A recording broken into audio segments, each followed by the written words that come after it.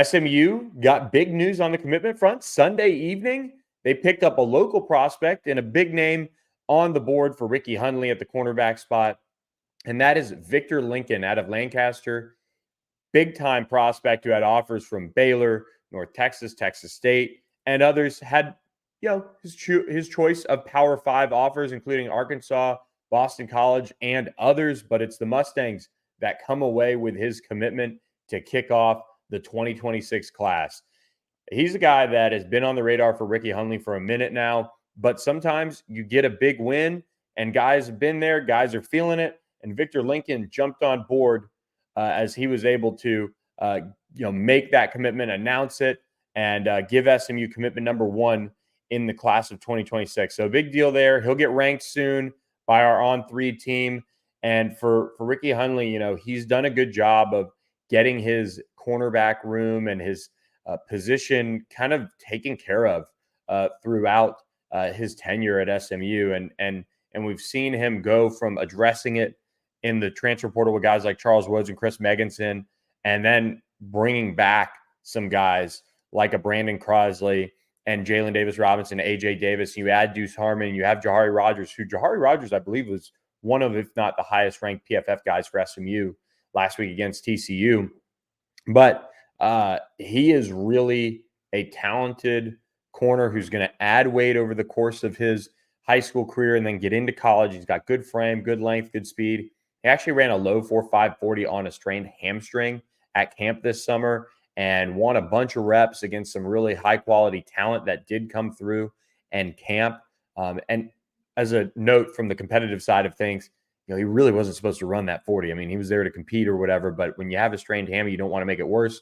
He snuck in line and ran it, I was told.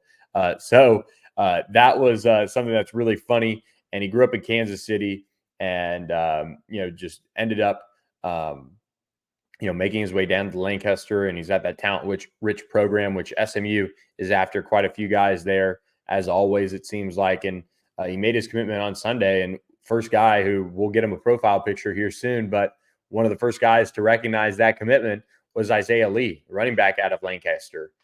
Really one of the top running backs in the entire state of Texas in the class of 2026. He's got Baylor, he's got TCU, he's got SMU leading the way on the On3 recruiting prediction machine. And that lead technically really should jump up another notch, because he was on campus this past weekend to watch SMU beat up TCU. He's got an Oregon offer. He's got Utah. He's got Arizona State. So Kyle Cooper, Ricky Hundley leading the way on him as well. He would be one of the top targets in the 2026 class for SMU at the running back position. So big news to kick off the 2026 class for SMU, which I think has a chance to be really good. This is where you're going to see a lot of the groundwork over the past year, 2 years on those guys really pay off, because SMU got into the ACC really at the beginning of the 2025 class's junior season. And so a lot of those guys, the high profile ones, maybe had offers from elsewhere, had some bigger name schools that were already in on them, things like that. And they weren't paying as much attention to SMU. These 2026 guys, they were just beginning their sophomore years. SMU has been really kind of careful in a sense on this 2026 class. They've gone a little bit more national within the ACC footprint as well, going to Florida, going to Georgia, going to California, places like that.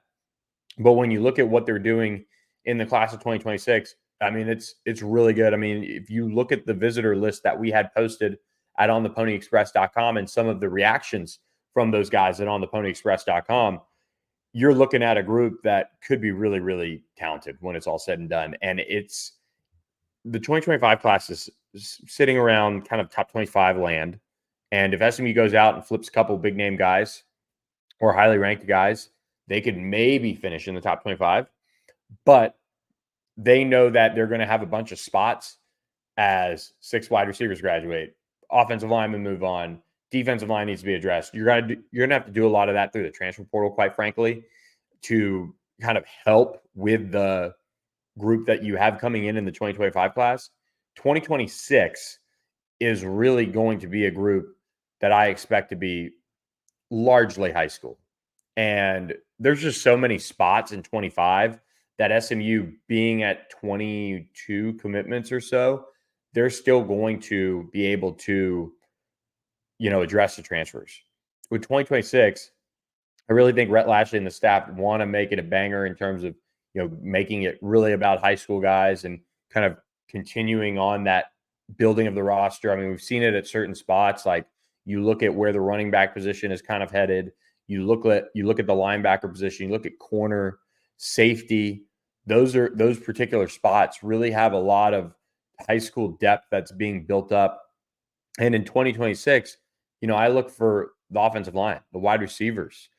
They'll find a quarterback. Obviously, they have Ty Hawkins, a highly touted guy in 2025, but they're going to continue to check their boxes. But now, offensive line, defensive line, those are the types of areas in wide receiver that I'd expect in 2026 you can find a way to make a serious move with. And it's hard to do.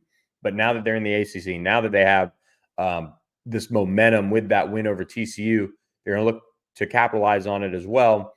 And we can see the 2026 class be a lot of fun. So